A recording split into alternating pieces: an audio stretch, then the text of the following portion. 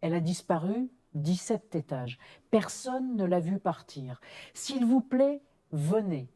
L'appel était bref, la voix déformée par le grésillement du téléphone, un écho lointain, presque irréel. Dehors, la pluie frappait sans relâche contre les vitres, comme pour laver la ville de ses péchés.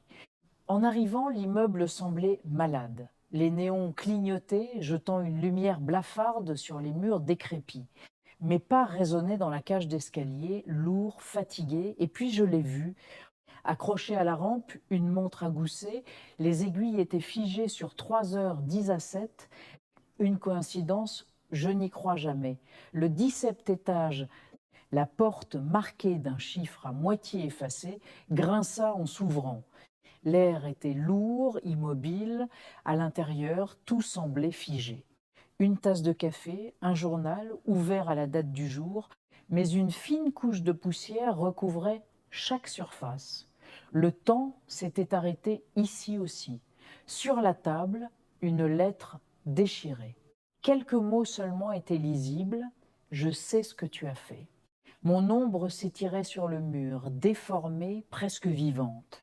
Le seul son était le tic-tac d'une horloge invisible et le sifflement du vent. Sur une commode, un vieux magnétophone à cassette, j'ai appuyé sur play. Une voix de femme, paniquée, a rempli le silence. Il est revenu, il est toujours là. Je l'ai vu dans le miroir, il me ressemble.